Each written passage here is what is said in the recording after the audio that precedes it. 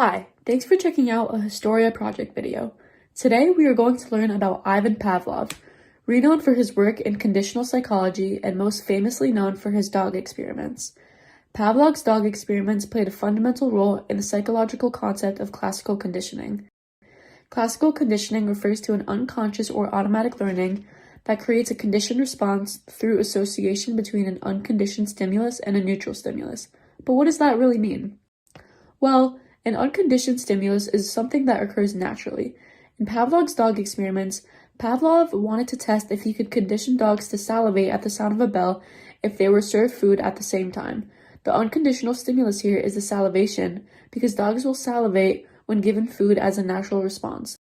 The neutral stimulus is the bell because it does not naturally elicit a response. Essentially, this experiment tested the idea that associating the neutral stimulus, sound, with the unconditioned stimulus, the food, the sound of the tone alone could produce a salivation response. Now, let's talk about the experiment. During the 1980s, Ivan Pavlov was a Russian psychologist who was researching salivation in dogs as a response to being fed. He predicted that the dogs would salivate when food was presented to them, but instead, the salivation started when they heard the footsteps of his assistant coming to feed them. So, he became curious on how the salivation was not only a result of the food being served, but also the sound of footsteps. Pavlov hypothesized that the dogs do not need to learn certain behaviors, such as salivating when given food, because these responses are innate in dogs. So, he sought to design an experiment that showed that some behaviors could be learned aside from those that were already innate to an organism. Pavlov's dogs were placed in secluded environments and secured with harnesses. Each time they were fed, a food bowl was placed in front of them, and a device measured the frequency of their salivary gland secretions. The salivation is a type of unconditioned response, since the dogs respond with salivation naturally. Then, Pavlov rang a bell. By itself, it did not elicit a response from the dogs. After this, he started testing his conditional theory. When the dogs were served food, the bell was rung at the same time. This conditioning was repeated over and over again each time the dogs ate. After a number of repeated trials, when Pavlov rang the bell without serving them food, the sound of the bell on its own now caused an increase in salivation.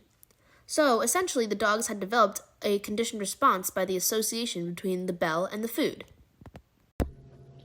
So why does some experiment with dogs, bells, and salivation matter? Well, Pavlov's findings paved the way for the development of behaviorism, a school of psychology that studies observable behaviors and external stimuli over internal mental processes.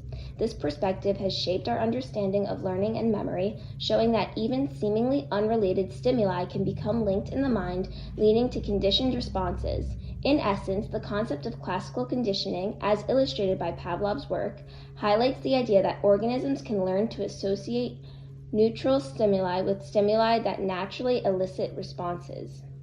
That's not all, however. Pavlov's research extends beyond the laboratory and into our own everyday lives. For instance, think about a YouTube or television ad for clothing. Many times, a brand pairs the product with appealing stimuli, like enjoyable music or attractive visuals, which are designed to create a positive response in consumers. Even though the music or visuals have nothing to do with the product, psychologically, your brain associates this positive response with the product, making you more likely to buy it. Thus, Pavlov's findings continue to play a key role in deepening our understanding of how our minds create associations and react to stimuli, a phenomenon that psychologists continue to study even today. Thank you so much for watching, and we hope you learned something.